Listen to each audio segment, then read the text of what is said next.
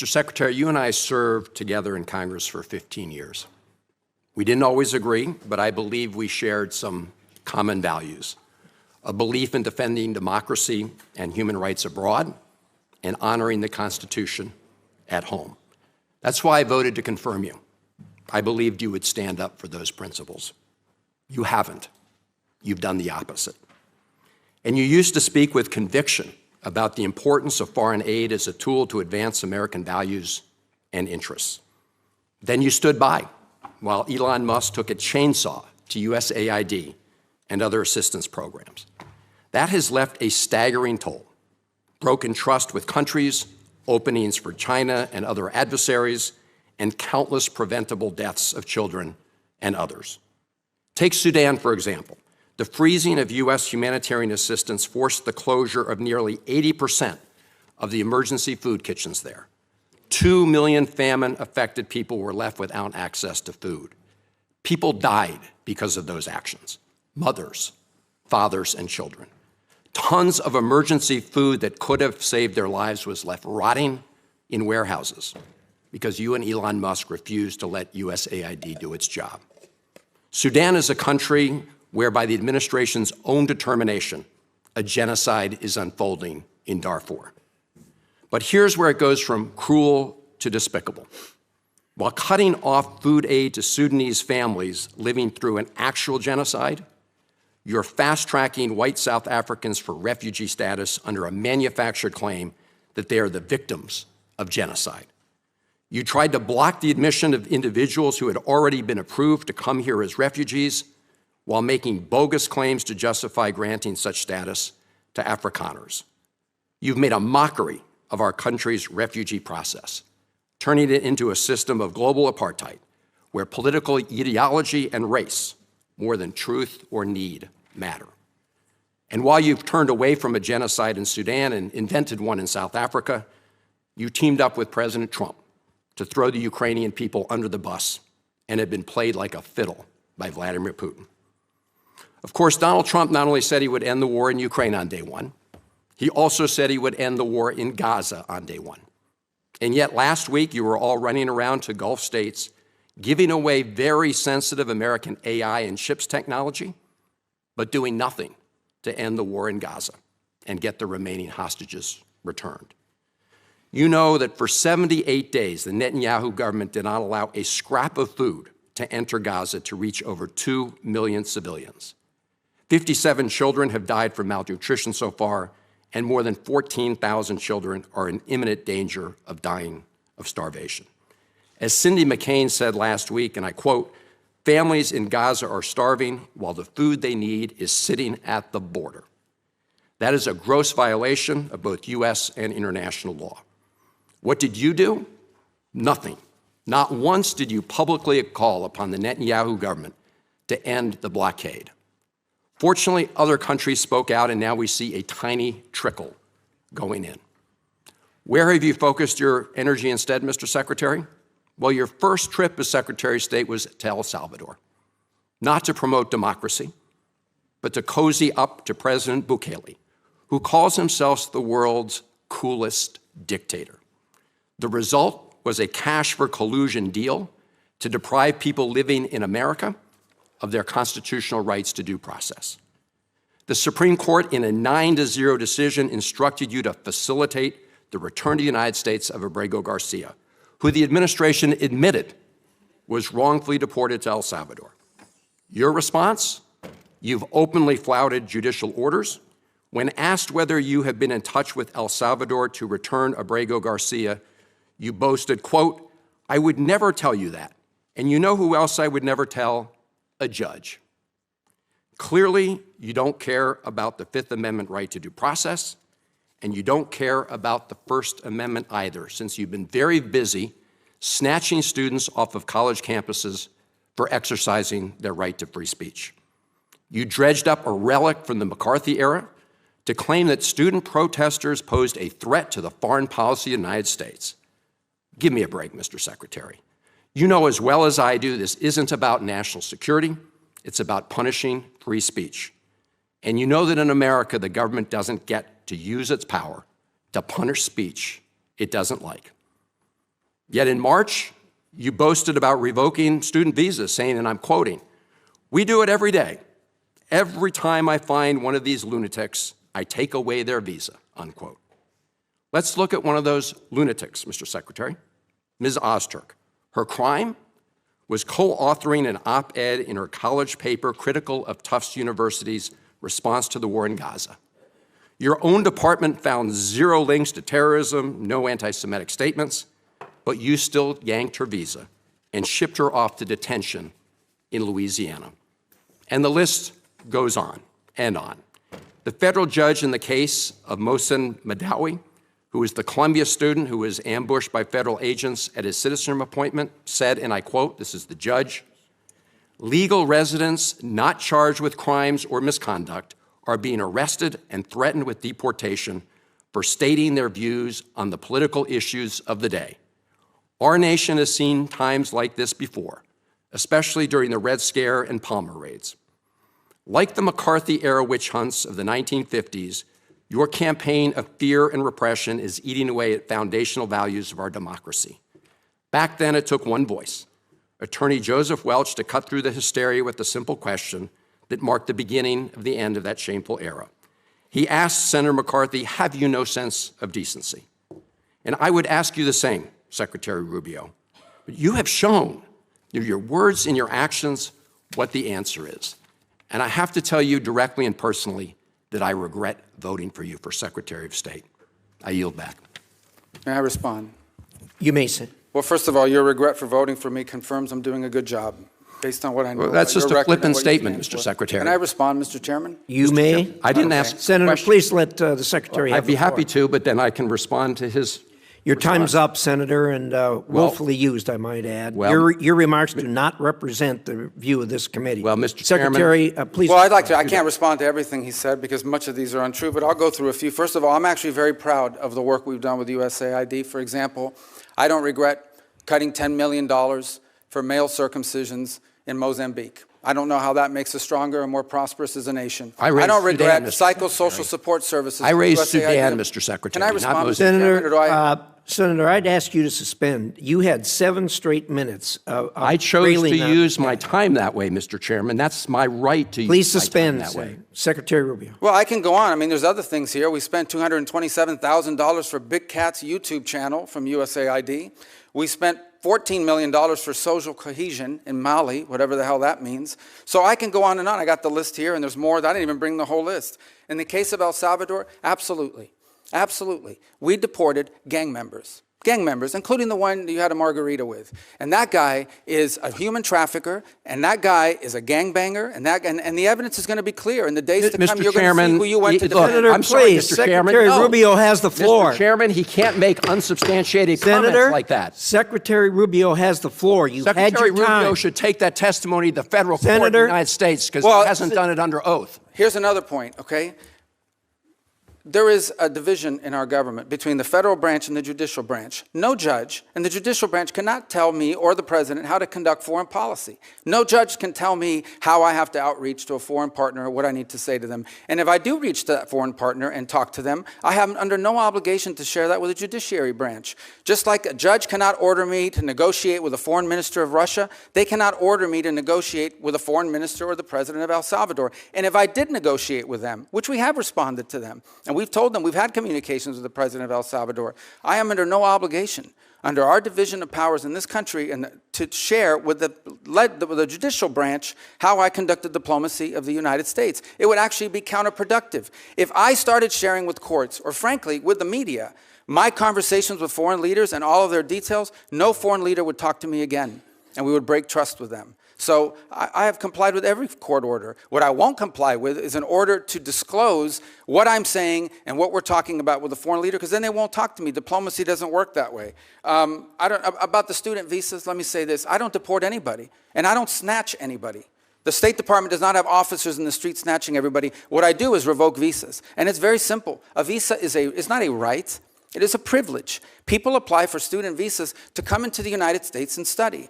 And if you tell me that you're coming to the United States to lead campus crusades, to take over libraries and try to burn down buildings and acts of violence, we're not going to give you a visa. Is that what Ms. Ozturk did? We're not going to give you a visa. Is that what she did? Come that, on, Mr. Secretary. and every single You're one of just these blowing cases, the smoke factors here are now. different. Senator, the bottom line is, if you're Senator, coming here to stir up trouble on our campuses, we will deny you a visa. And if you Does have the a First visa Amendment and we find apply you, to we'll people revoke living in the United it. States? And we're going to do more. There are more coming. We're going to continue to revoke the visas of people who are here as guests and are disrupting our higher education facilities. People are paying money. These kids pay money to go to school, and they have to walk Writing through a an bunch of op-ed lunatics to the who are Tufts here on student newspapers visas. disrupting the Simple foreign as policy of the United I want to States? do more. I hope we can That's find more of these people. pathetic, Mr. In fact, the other Secretary. day, some guys led a riot. I forgot what university it was, and I asked, please, can you find the arrest records of all the people that were arrested at that riot at that campus? Because if any of them have a visa, we're going to revoke it. I feel so much safer All right, when you let's, lock up people like Ms. Ozturk, Mr. Secretary. We've had enough time on the subject. Thank you very much. And we're going to move to Senator Lee. On April 30th, the Trump Organization, which Donald Trump still owns, unveiled plans to build an 80-story Trump Tower in Dubai. Then on May 1st, Trump's crypto company, World Liberty Financial, secured a $2 billion deal with an Emirati company with deep ties to the government. And only 11 days later, on May 12th, your department notified our committee that it would ignore Ranking Member Meek's holds on UAE arms sales. Secretary Rubio, we have a president who is personally profiting from a deal with a foreign government-backed company at the same time he is selling lethal weapons to that same government. Isn't that a clear conflict of interest? I think no matter who was president, they would have to deal with the UAE. We have to. They're a member, That's not my question. We can have a policy debate about how we should engage with the UAE. They're I making just claims visited about there corruption, a and few I'm weeks ago. answering that any president in the United States, I don't care who the president is, would have to deal with UAE. They're a member of the Abraham Accords, number one. They've been incredibly cooperative on a bunch of other issues. We don't agree with them on 100%. We have concerns about some of the things they do, but this is called the balancing of foreign policy. Secretary It is in Rubio, our I national don't interest disagree with to have you. a good relationship with the UAE, despite the fact that there are things we do we don't like. Secretary Rubio, I don't disagree with you. I just visited the UAE a couple weeks ago and had these very same conversations there, but I don't think this is a complicated question. President Trump is personally profiting from a deal with a foreign government while selling weapons to that same government who is enabling a genocide. Policy aside, are you really saying you don't think this is a conflict of interest? No, you're making claims. The president's family owns a business, and they can conduct business anywhere in the world they want. The president's never once raised business deals in UAE when talking about it. Any president would have to have a relationship with the UAE. Secretary Rubio, the that's previous just silly. administration had one too. President Trump has retained his ownership of these companies, and I have an image right here from World Liberty Financial's website. So the idea that President Trump is not the face of the brand of this company on top from benefiting from them, and it literally says on the website that Mr. Trump and his family members own a 60% stake in this company, that's silly. So we can talk about the policy merits. That's not what I'm asking you. I'm asking you a very simple question. Do you believe it's a conflict of interest to have a president personally profiting from a deal with a foreign government while selling weapons to that same government who's enabling a genocide? I don't accept the premise of your question. I think this has nothing to do with personally benefiting from anything. This has to do with the fact that in order to conduct foreign policy in the Middle East, you're going to have to deal with the UAE. Mr. And we're Secretary, gonna have to have this is deals a in place with clear the UAE. conflict of interest, and anyone with any common sense can see that. The president is personally benefiting from billions of dollars of deals, and he doesn't care at all about the people of Sudan who are experiencing famine and genocide. It's shocking to me that you can't admit that. It's clear that you seem more concerned about staying in Trump's good graces than sticking up for human rights and American values that you once were a champion for. With that, I'm going to yield the remainder of my time to Representative Olszewski. Well, you make these claims about staying in good graces. You accuse people of being Reclaiming my time, corrupt. Mr. Chairman. On March 21st, 2025, the State Department approved the revocation of a student visa for Remeza Ozturk, a Turkish citizen who is a graduate student at Tufts University, apparently simply for writing an op-ed. According to an internal State Department memo, you took this action under your discretionary authority to revoke visas, and soon after you revoked her visa, armed and masked plainclothes officers snatched Ms. Ozturk off the street and transported her to a prison in Louisiana. Mr. Secretary, do you really think that Ms. Ozturk's op-ed results in a foreign policy consequence for the United States? I believe that case involves someone whose visa we never would have granted had we known ahead of time. I'm not asking you that question. I'm asking you if you think an op-ed, Not an which, op-ed. but that's exactly, in fact, what happened. The State Department wrote a memo concluding that you did not have sufficient grounds to revoke Ms. Osterk's visa. There was no evidence showing that she'd engaged in any activities that were a threat to national security. And in fact, in May, a federal court ordered Ms. Osterk's release from detention, noting that the sole basis for the government's detention appeared to be the fact that she co-authored this opinion piece in the Tufts newspaper in March of 2024.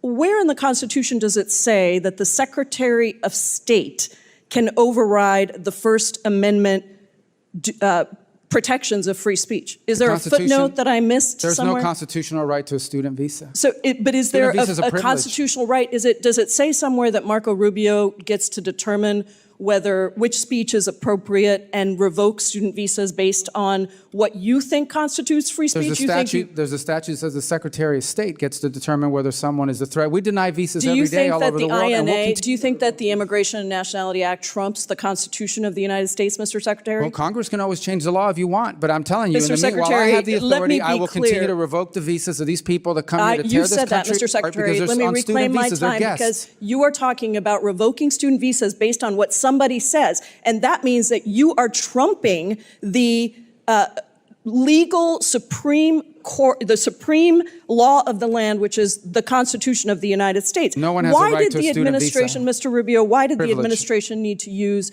masked, armed, unidentified agents to whisk somebody off the street and deny her counsel for almost 24 hours after her arrest? Well, you'll have to ask the agencies that did that work. I'm not responsible for that. I'm responsible for revoking the visas of these people that come to tear this country apart. Secretary Rubio, I'm talking about this particular case where you revoked the student visa of a Turkish citizen who was a graduate student who wrote an op-ed that you didn't like. And suddenly you allowed for masked men to whisk her off the street. And you have multiple jobs, apparently. You're the national security advisor as well. So don't tell me it's not your job who snatches her off the street. We don't do the snatching, but I can tell you we do the visa revocations. Let me ask you about the national them. security consequences of people, masked men on the streets, snatching people off the streets. If these are legitimate law enforcement agents carrying out proper arrests, why are they hiding their identities? Because then radical crazies will try to hurt them. So you think that U.S. agents who have almost always gone without face coverings, even when they're arresting some of the country's most dangerous criminals,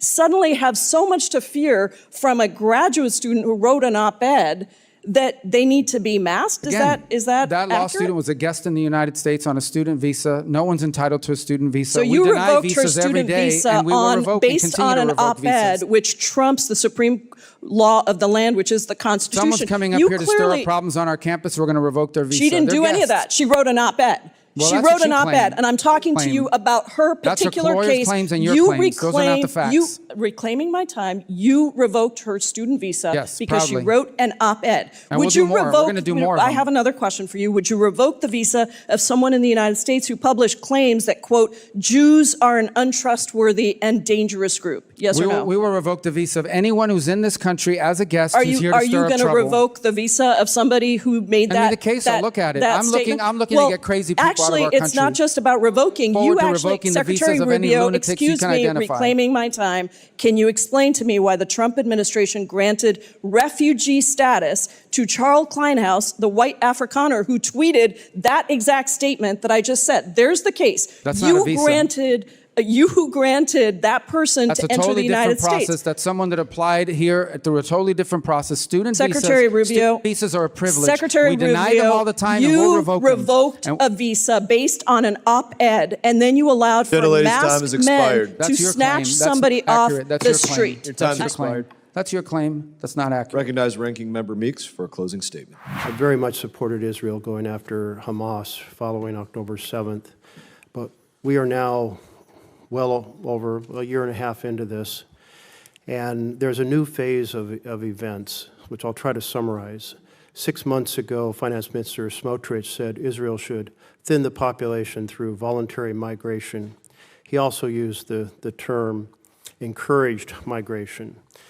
These terms are considered a euphemism for forced displacement, and the strategies of forced migration are food denial, the demolition of homes so that there's no place to return to, and driving people from one area in the Gaza Strip south to the southern side.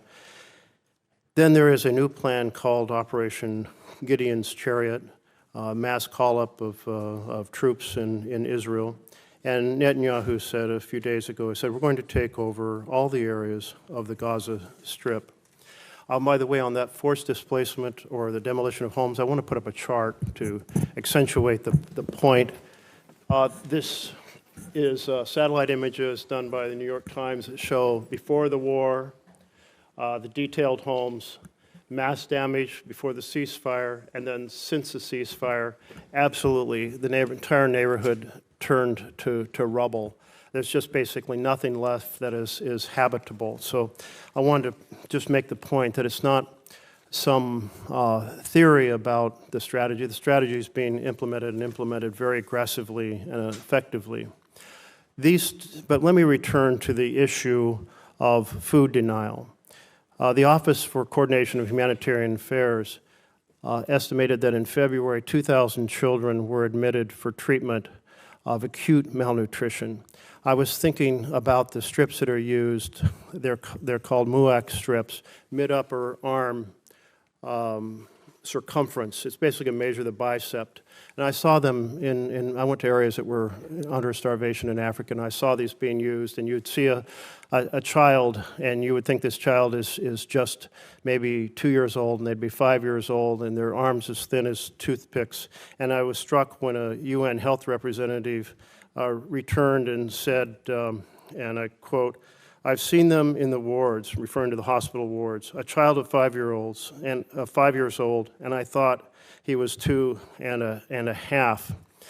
So Ulcha said 2,000 children, acute malnutrition. That's a nice way of saying we're starving. In March, there were 36 children admitted for acute malnutrition. The denial of food the blockade began March 2nd, so the numbers are undoubtedly up much higher in April and now into May. The World Health Organization reported a couple days ago that 57 children had died from the effects of malnutrition. That blockade shows signs of being changed. Netanyahu has made some public comments. He said, "We will not stand by." Let's see. "We cannot reach a point of starvation for practical and diplomatic reasons." He went on to say that mass starvation is a red line that could cost Israel support from the U.S. He didn't say it was a humanitarian problem, but support from the U.S. And yesterday, 5 trucks went in, and there's a plan to get up to 100 trucks. But 5 trucks is 1% of the amount needed for daily food supplements, and 100 trucks is still only 20% in an area that's already extremely hungry. This has led Canada, France, and Britain to say we cannot stand by while the Netanyahu government pursues these egregious actions. The level of human suffering is intolerable. So I guess my question here is the U.S. is a very close ally to Israel, both in military, security support, certainly in economic support. Is the administration conveying to the Netanyahu government that encouraging migration through food denial is an unacceptable strategy? Well, let me say I won't discuss, obviously, for many different reasons, what we share with our partners and allies.